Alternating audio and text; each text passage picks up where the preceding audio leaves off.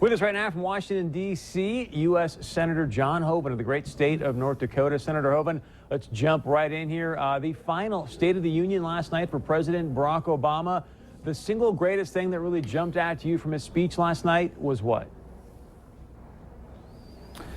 Well, you know, he talked a lot about working together, but the key to working together means he has to start working with Congress. And what he's been doing is when he doesn't get what he wants, he goes around Congress. So working together means he has to work with us on government that empowers people. And I think that means getting back to the basics, reducing the regulatory burden, reforming the tax code, making it simpler and fair, reducing spending and getting our debt and deficit under control, strong support for our military, and really going after and defeating terrorism. I think those are the things the American people want to see, and that's what it's going to take to work together. Well, Senator, in all fairness, the last budget is 25. I mean, the deficit has been down 25% since the last budget, so he's clearly doing something in that arena, correct? No. Congress is pulling him tooth and nail and fighting all the way to, you know, we have fought, you know, there's been things like sequestration and so forth, but I mean, we've had to fight, I mean it, tooth and nail to bring that down. The year before I got here, the deficit was something like 1.4, 1.5 trillion. This year, it will be down to 400 billion. So we probably reduced it $1 billion, but that's not because of President Obama, that's in spite of him. And so we're continuing to do that work, but there's more to be done there. All right, I want to move on to national security. That obviously is on everybody's top of their mind. And I'm not making this up. I actually had a coworker today come into my office and say, boy, I wish I lived in the country that President Barack Obama was talking about last night. And here's what I mean specifically. He comes out and says, hey, the strategy in Syria is working. He also said no nation dares to attack us or our allies because they know that's the path to ruin. And yet Iran yesterday obviously takes up 2 Navy ships and 10 sailors. Didn't even mention San Bernardino, but then says, hey, America, let's quit talking about people based on religion. I want to get your comments on that. And how can he be so out of touch when you're talking about the palatable fear that the American people are feeling?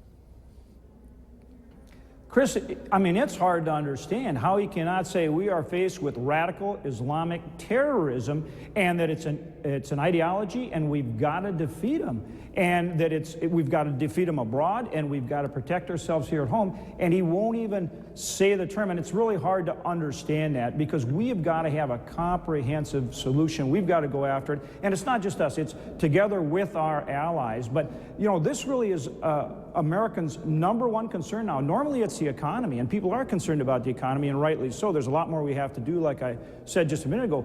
But really the #1 issue right now is security. And, you know, it starts by recognizing and understanding your enemy and then building a strategy to defeat them. So let's talk about that, because I think one of the things that I did agree with him last night is that I'd like to see you guys, and I know Senator McConnell, your leader, has said no to this, but I'd like to see a vote on the authorization for the use of military force. 1, would you vote yes for that to show a united front? And if not, 2, what would it take in order for you to vote yes for the authorization of military force? Actually, Chris, you and I have talked about this before, and I would vote for it. But what the president initially sent down here would actually weaken the authority that he has right now and would not be the kind of comprehensive strategy and effort that's needed to defeat ISIS. He has more authority right now under the earlier, you know, the 9/11, 2001 authorizations that he was asking for in the new one. So that doesn't make sense. So yes, I would certainly vote for it. But again, he's got to present a strategy to win, not something that limits his authority and is just a holding action until the next president is elected. That's the real issue. We will certainly give him an AUMF, but it's got to be one that will win the war and defeat terrorism. Senator, I want to move on to the economy, but quickly, if we can, do you agree with your colleagues, Senator John McCain and Senator Lindsey Graham, that we need to put 20,000 U.S. troops in Iraq and Syria to beat ISIS? You know, Chris, I think the right strategy is that we work with the countries in the region and that they're the primary force on the ground. And then we use not only our military, but our command and control, our logistics, our special operatives, and those types of resources along with our allies. And that's how you not only win the war, but have a sustaining force. After, I mean, you have to not only win the conflict, but then you have to have a strategy in place to keep the peace. Let's bring it home a little bit, Senator. You and I both know what's happening with this Iran deal. They're going to be putting more oil on the market. Yesterday, RBS, the Bank of Royal Scotland, says, hey, sell everything. 2016 looks bad. Later in the afternoon yesterday, banks coming out saying oil could hit $10 per barrel. What does that mean for the state of North Dakota? Another gentleman from Oppenheimer said, hey, if this thing continues, 50% of the shale plays, those companies could go bankrupt. How Moody Analytics said we're headed for a full-blown recession. How ugly could this be in the state of North Dakota? Well, that's why it's so important that we're working to make sure that we can compete in the global economy. And we have to recognize that's what we're doing. We are a global player. We are competing in the global economy. We have to continue to do everything we can to create that environment where we can compete and win. Also, specifically in regard to your question, look, you know, when prices were going up, everybody says, oh, they're going to just keep going up. And when prices are going down, they say, oh, they're just going to keep going down. But we have experience with commodities. We're an ag state, and, you know, ag is a commodity-based industry, so is energy. I think some of that is overblown. Yes, I think it's going to be a tough stretch, but as long as we continue to work to make sure that we can compete, I think over the long term we're going to compete and win, and we're going to grow our industry. Senators, there's been some conversation about some unaccompanied minors, illegal immigrants, possibly being housed at the Grand Forks Air Force Base. I know today you spoke with Acting Deputy Secretary for the Department of Health and Human Services, Mary Wakefield, actually a fellow North Dakotan. Two things here. One, right. what's your concern? I mean, what's the big deal if we house some illegal unaccompanied minors at the Grand Forks Air Force Base? And secondly, how did the conversation go with Secretary Wakefield? Conversation went well, and I know her very well, as you said. She's a North Dakotan. She was at the University of North Dakota, ran their rural healthcare program. Of course, now is a deputy secretary, and that's why I contacted her, because I know her.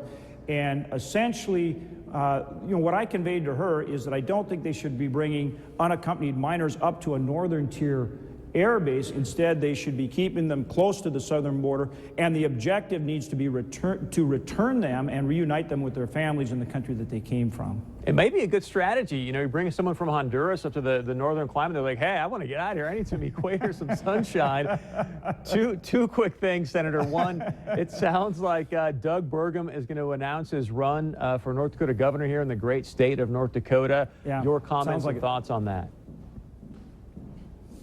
Well, you know, again, we want strong, talented candidates in the Republican Party. You know, we have two already. Sounds now like we might have another one, and that's great. We want a good race, and we think we have the right philosophy that can continue to take our state forward. And you know, we want to see the same thing at the federal level. Is that approach that I talked about? You know, back to the fundamentals, reducing the regulatory burden, reforming the tax code, getting our financial house in order, strong defense. Those are the things we stand for, and we have good candidates, and that's the way we want to go into the election. Senator, I got about 60 seconds left. I want to give you the last word. First off, thank you so much. I know you were busy on Saturday, giving us a few moments for our Bison football pregame show. Your thoughts, one on 5 straight, making history, and Carson Wentz, I thought, played fantastic. You know I was not going to let you end without talking about the Bison. We passed a resolution for them. What an amazing year. What a great year. They overcame adversity.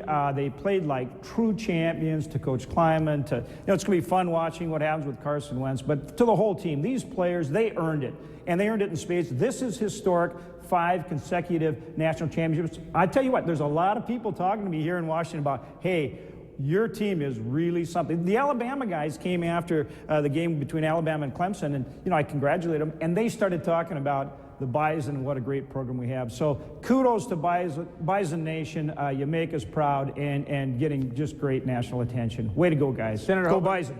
Amen to that. My mistake. Real quickly, do you get the sense from Secretary Wakefield that they are not going to now house these unaccompanied minors in the Grand Forks Air Force Base? Well, she committed to keep us informed and to keep the local officials informed. I don't think they will, but you know, we'll see. Thank you very much, sir. As always, I appreciate your time. I mean, I don't think they'll keep us informed. I don't think they'll use that facility, but again, we'll have to see. All right, thank you. We will reach out to her as well and try to get her on to the show. Senator, it's great to have you. We appreciate your time. Keep up the great work, okay? Thanks, Chris. Great to be with you. All right, stay with us. Much more coming up right here on 630 Point of View.